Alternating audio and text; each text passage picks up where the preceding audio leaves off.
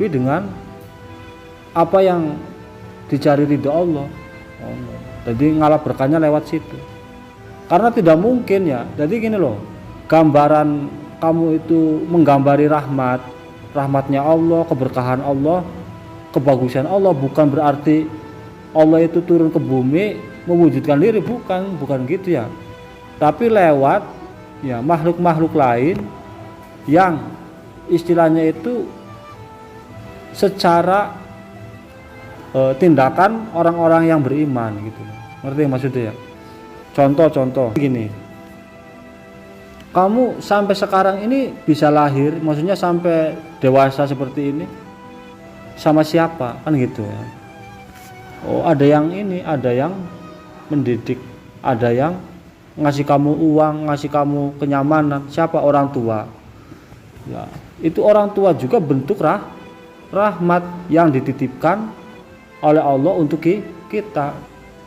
Jadi bentuk rahmatnya itu berupa orang lagi gitu loh, berupa orang lagi, bukan kayak misalkan Allah turun apa misalkan cahaya. Rahmat Allah itu berupa cahaya turun, enggak gitu. Jadi bentuk rahmat berkah itu ya sesuai dengan alamnya manusia, ngerti orang? Sesuai dengan alam manusia. Misalkan bentuk rahmat lagi, misalkan saya nggak punya uang nih. Aduh ya Allah saya pengen duit ya. Tiba-tiba ada yang ngasih uang. Misalkan saya tuh pengen bangun apa misalkan ya pesantren atau majelis ya. Tiba-tiba ada yang nawarin, "Tris itu ada majelis itu ya. Atau ini saya mau bangun majelis, kamu enggak apa mau enggak itu mau menghidupin enggak?" Lah itu bentuknya rahmat. Jadi jangan disalahpahami ya. Jadi rahmat itu harus bentuknya cahaya gitu ya. Terus bentuknya harus ditunggu. Enggak ditunggu. Ngerti ora? Misalkan zaman sekarang nih. Zaman sekarang itu kan lagi krisis, orang yang diamanati di Indonesia itu siapa kan ya? Lagi krisis. Alias satu sama lain ini enggak percaya. Entah itu dari organisasi siapa-siapanya udah nggak dipercaya. Misalkan entah dari kalangan Habib Rizik, dari kalangan FPI, dari kalangan NU, itu lagi nggak dipercayai. Sekarang itu lagi musim supaya gimana caranya umat itu hilang kepercayaan terhadap kiainya sendiri, terhadap apalagi Habib ini. Ini bahaya ini ya, bahaya. Jadi lagi krisis sebenarnya kan. Lah sampai dari sebagian ormas ya, wah ini kayaknya udah nggak ada orang yang menegakkan keadilan katanya. Sampai dia bilang menunggu Ratu Adil ya, kalau bahasa Jawa sih. Kalau secara Islam sih Imam Mahdi ngono kan. Ini sungguh kacau. Jadi udah umat Islam ini udah sekarang itu udah putus asa. Putus asanya apa? Gara-gara dia tidak saling percaya antara satu sama lain. Jadinya apa? Menunggu Imam Mahdi yang sebagai katanya itu adalah menegakkan hukum syariat di muka bumi ya, menegakkan keadilan yang membuat ketenangan semua masyarakat. Ormas yang mengajarkan seperti ini kurang. Kalau secara keilmuan ini salah. Kenapa menunggu sesuatu yang belum datang? Ya kan? Ngerti nggak maksudnya? Yang mana yang ditunggu itu berupa rahmat. Maksudnya rahmat ini yang membuat kita adem kan? Itu namanya rahmat. Jadi menunggu rahmat yang belum ada ditunggu. Karena secara realita tidak ada percaya antara satu sama lain. Jadinya menunggu imamah. Lah, rahmat itu bukan seperti itu. Rahmat itu sekarang itu ada gitu loh. Ngerti maksudnya? Contoh. Misalnya, Ki, coba kamu kedepannya pengen jadi apa Ki? Misal Ki, enggak apa-apa. jadi penerus ya, jadi kiai lah, ulama ya. Belum terwujud kan? Itu jadi ngene loh. Perkara yang kamu idamkan, yang kamu itu seneng, itu rahmat, ya kan?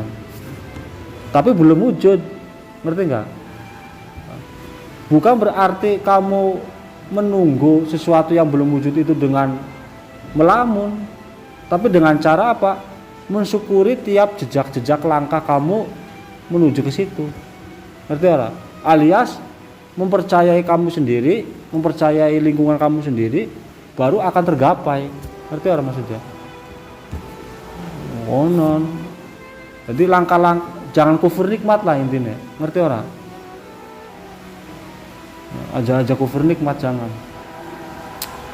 Misalkan la in syakartum la azidannakum kan, wala in kafartum na adzabil syadid. Jika kamu bersyukur saya akan tambahkan rahmatnya, jika kamu kufur maka diberi adab. Nah ngono.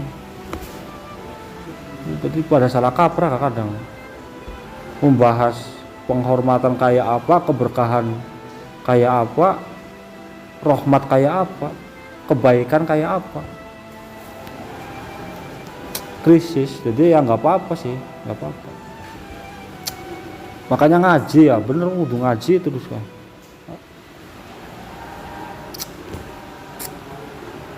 Terus assalamu alaika ayuhan nabi, semoga keselamatan tercurahkan kepada kanjeng Nabi. Alaika itu tadi saya kan maknanya bisa siro, bisa Tuhan. Kalau misalkan ini kalimat pas awalnya, pas Allah memberikan ke kanjeng Nabi kalimat ini, berarti siro. Ketika saya yang mengutarakan Tuhan, ini namanya adab ya, adab. Semoga keselamatan terus tercurahkan kepada baginda Muhammad. Rahmat Allah dan keberkahan Allah juga tercurahkan kepada Nabi Muhammad. Nah, makonon. Jadi pertama yang difirmankan oleh Allah itu berupa salam ya. Jadi salam kepada kanjeng Nabi berupa, terus kemudian setelah salam rahmat, terus berkah. Ini rutenya bener ya. Selamat dulu baru rahmat, kemudian timbul berkah. Maksudnya salam itu apa? Selamat itu tidak ada kandungan doror karo diror, membahayakan diri sendiri juga membahayakan orang lain. Itu namanya selamat. Jadi tindakan yang jangan sampai membahayakan orang lain dan juga membahayakan diri sendiri, itu selamat. Ini tapi secara praktek lumayan susah ini. Bahasa salam itu adalah tindakan yang terhindar dari membahayakan diri sendiri dan orang lain. Contoh, kamu ini contohnya yang real aja ya. Kamu kan saat ini ya lagi mondok ya. Nah, saya tanya, kegiatan atau sifat malas ini akan berdampak apa? Bahaya ke siapa? Ke saya, ke orangnya, juga ke orang lain. Dua-duanya kena. Sifat malas. Tapi sekarang nggak kerasa. Kerasanya yang akan datang. Tapi tahun-tahunnya akan datang. Wah, kenapa ya saya dulu nggak rajin? Oh itu, jadi timbul kedororannya bisa salah satunya ya.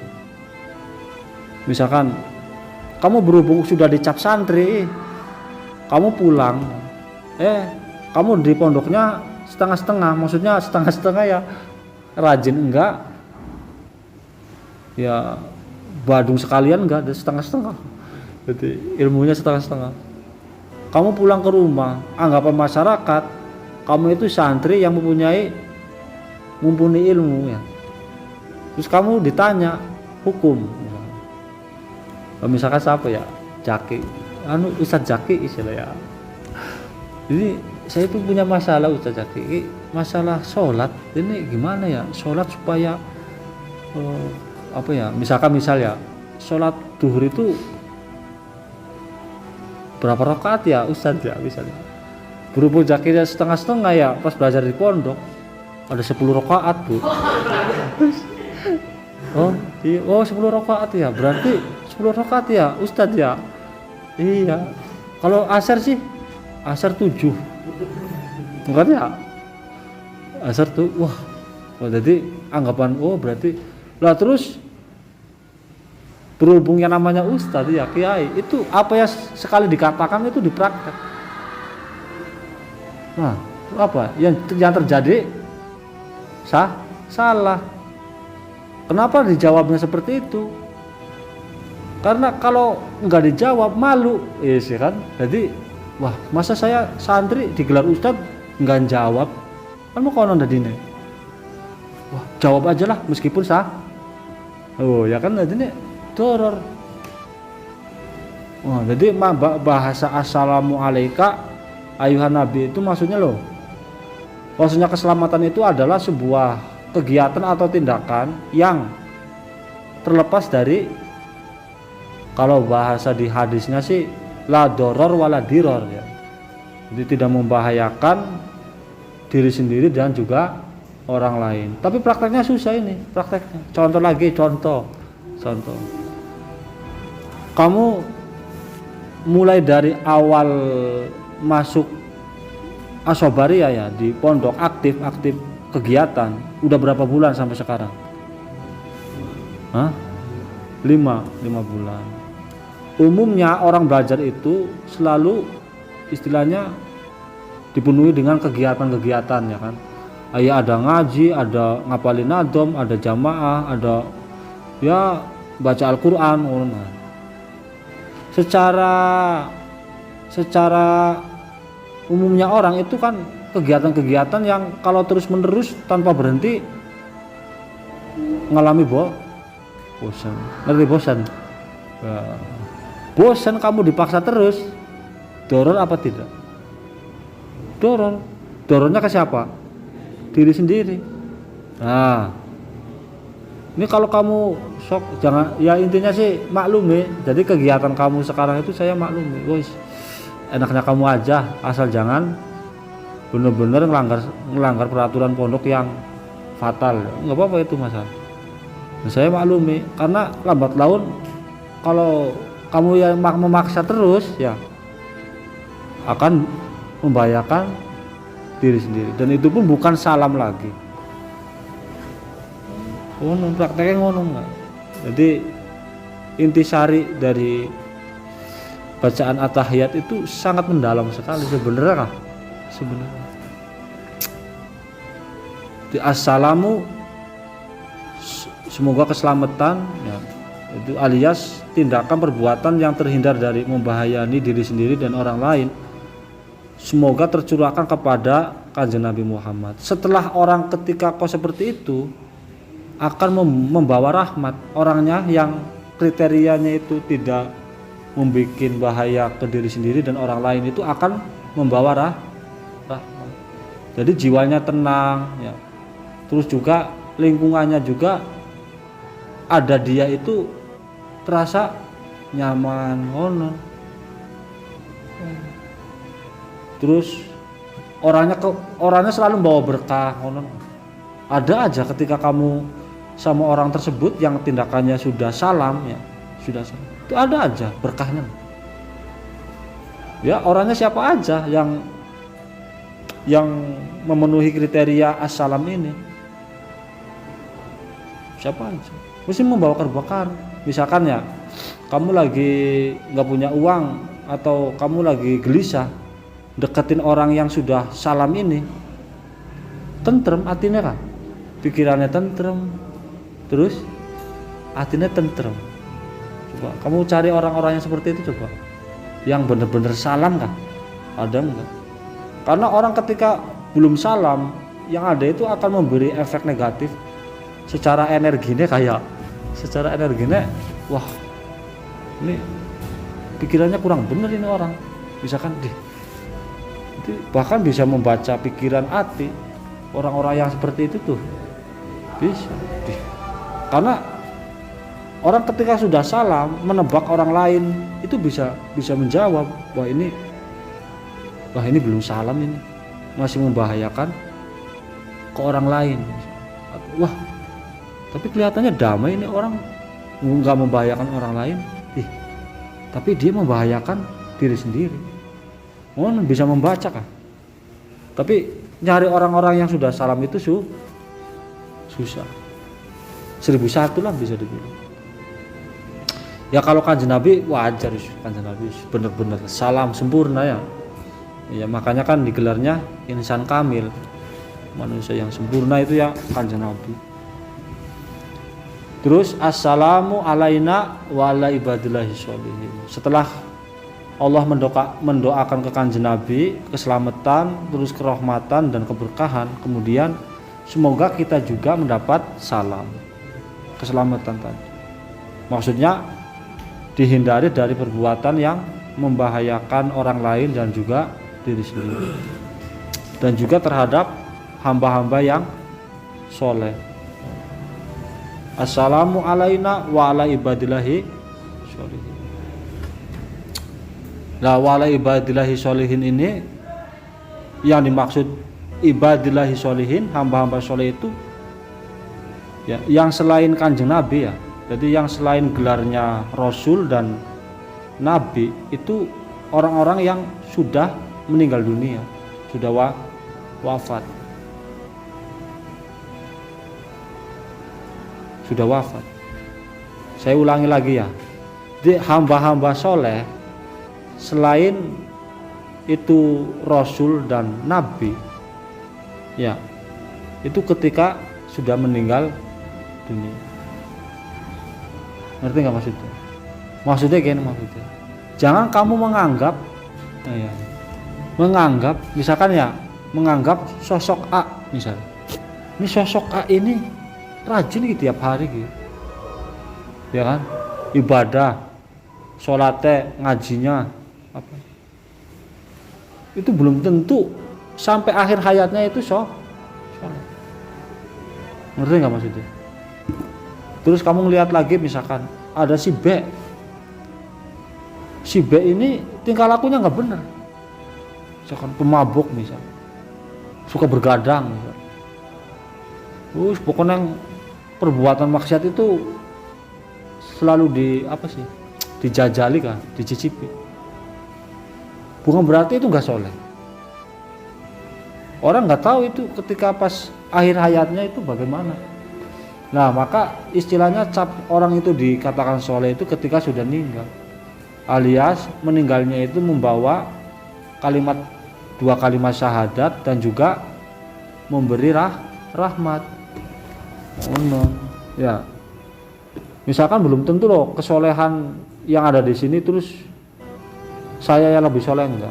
Bisa jadi Bisril yang soleh kan, nggak tahu. Bisa jadi ya si Samsul, Imtiaz, nggak tahu.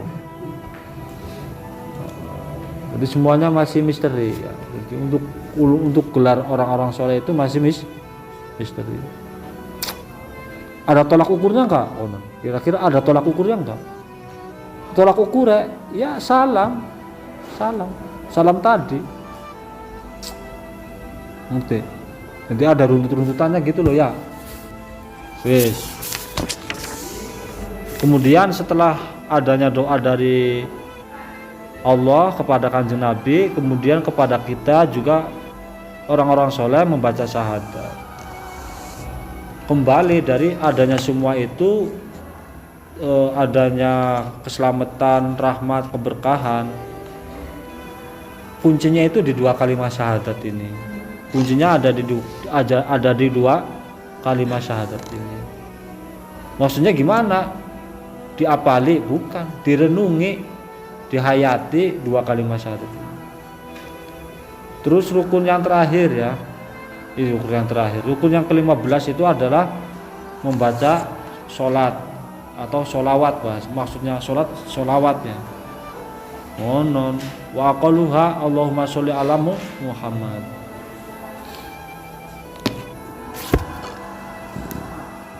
maksudnya kok bisa dalam sholat itu ada sholawat gitu ya, kenapa dalam sholat itu kenapa ada sholawat ya, sebenarnya itu ucapan terima kasih. Jadi ucapan terima kasih kita kepada Nabi Muhammad akan kita itu melakukan ibadah kepada Allah, menyembah Allah secara benar. Ngerti ora? Jadi kamu tidak bisa dikatakan ibadah kamu benar tanpa melewati pintu Kanjeng Nabi, nggak bisa. Harus melewati pintunya Kanjeng Nabi. Karena Kanjeng Nabi itu apa? Rasul yang wahyu-wahyu itu diturunkan ke beliau. Jadi misalkan kamu bikin ibadah sendiri, ya salah. Misalkan ada orang menganggap sholat itu cukup mengingat Allah tanpa melakukan gerakan. Ada yang ajaran-ajaran kayak gitu aja. Biasanya kejawen ya. Orang-orang yang kejawen itu menganggap, coba kamu misalkan kamu di luar itu ada yang mempraktekkan orangnya setiap hari nggak sholat, nggak kelihatan gerak-geriknya loh. Pas ditanya kamu sholat apa enggak ya? Sholat. Setahu saya kamu itu nggak kelihatan ini sholat kamu gimana. Bahkan saya tuh kalau di rumah juga kamu nggak kelihatan. Kalau sholat menurut saya sih asal ingat Allah sholat. Ini bahaya. Nah, itu alias ibadah-ibadah yang tanpa melewati Kanjeng Nabi itu ditolak. Makanya ada sholawat di dalam melakukan ibadah sholat ya. Ucapan terima kasih berupa mendoakan Kanjeng Nabi berupa rahmat.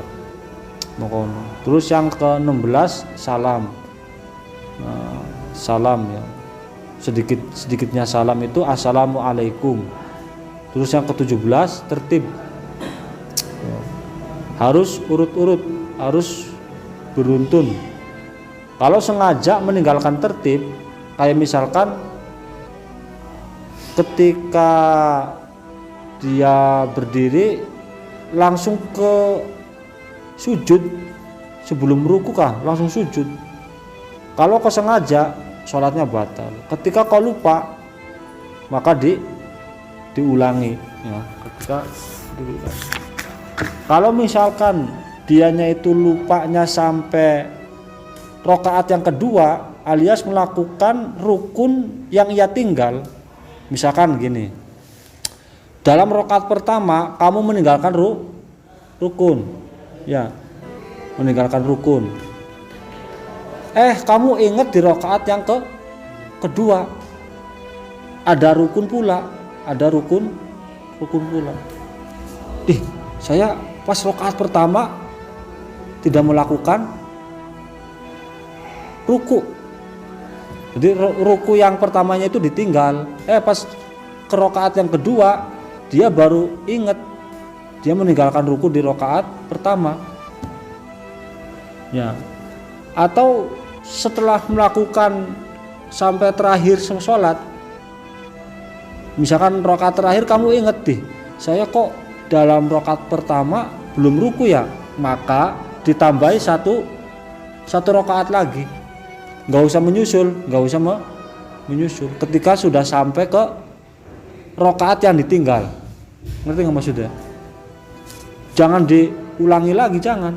Diterusin. Dianggap aja rukun yang kamu rukunya ditinggal itu tidak dihitung. Berarti ketika kamu pas ingatnya di rakaat yang kedua meninggalkan ruku di rakaat pertama, maka tidak dianggap rakaat pertama. Kamu terusin. Nah, sebelum sampai tasyahud jangan salam, nambahi satu rakaat lagi, karena rakaat yang pertama itu tidak dihitung gara-gara meninggalkan ruku. Ruku itu adalah rukunya sholat. Ngerti nggak maksudnya? Wis kayak kebayang. Ada yang tanyakan? Wis wallahu alam. Al-Fatihah. Alhamdulillah. Ar-Rahmanir-Rahim.